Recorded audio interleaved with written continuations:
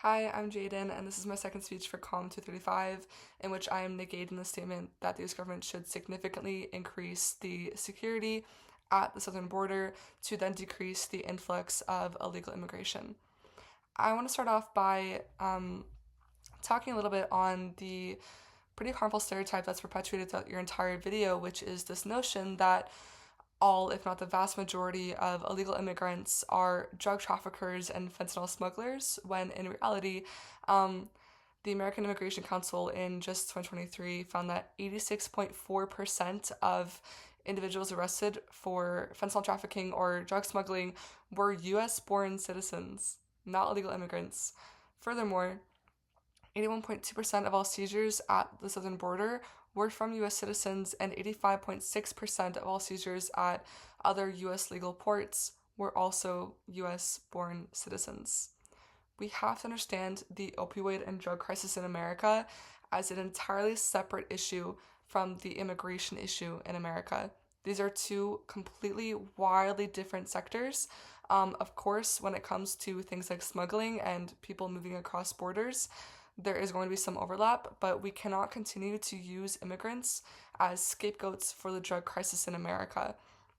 I think in your video, you're so quick to refer to them as evil people, again, creating this idea that all immigrants, or again, the vast majority, are coming to the US and immigrating here with the intent of creating harm to US citizens or creating harm to the national security in America, when this is largely an issue with US citizens, not immigrants.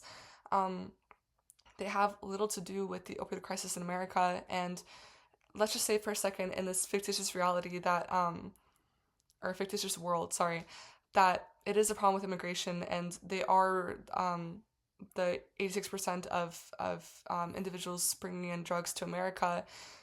If you were to remove the supply, the demand doesn't go away. The demand increases likely, and we will find that supply in other places, in other countries, other resources.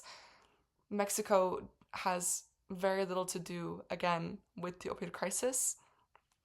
Um, Also, I think it's important to circle back to who illegal immigrants actually are. They're again not drug traffickers and fentanyl smugglers. They are parents. They are people with families. It is found by the Pew Research Center that 4.4 million US born children under 18 live with a parent who is unauthorized and undocumented. You absolutely cannot be pro deportation or pro increasing the security if you are not then pro breaking apart and separating families.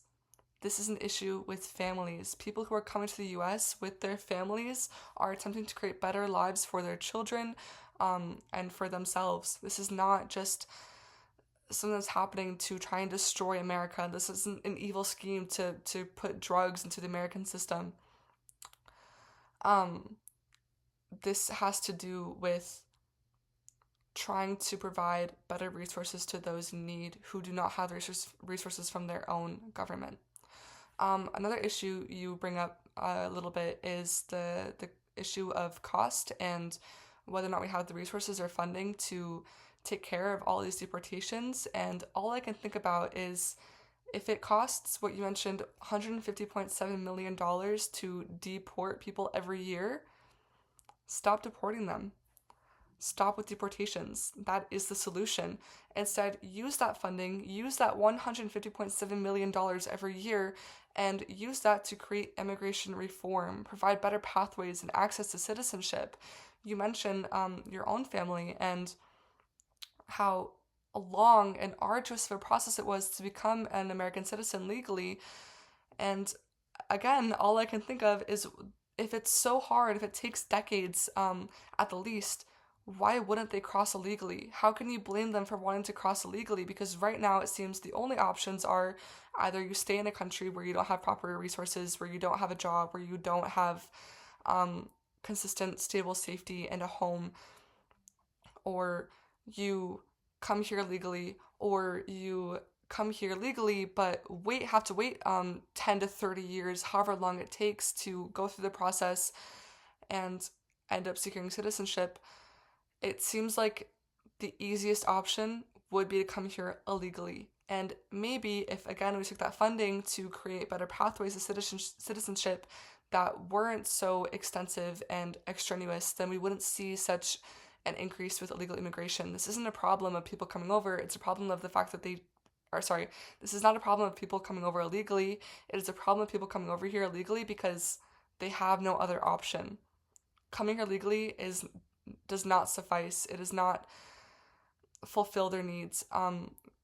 Immigrants coming from war-torn countries who are seeking asylum do not have 20 years to wait to get all of the family members pathways to legal citizenship.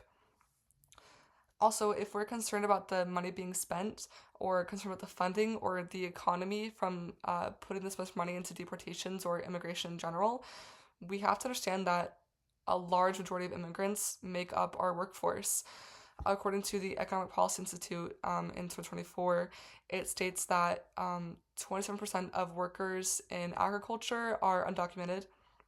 For construction, it's 17%. For maintenance and buildings, it is 19%. And for food service, it is 12%. If we were to completely remove this population, to deport them, or to no longer provide access to them to come into this country, we would be significantly damaging the U.S. economy and our current workforce infrastructure. All of these jobs where just for agriculture, that's 27%, almost a third of agriculture are undocumented workers. This would be so detrimental to every single U.S. citizen who is reliant on agriculture, and every single U.S. citizen that goes to the grocery store that benefits from agricultural practices. This is just not a feasible option.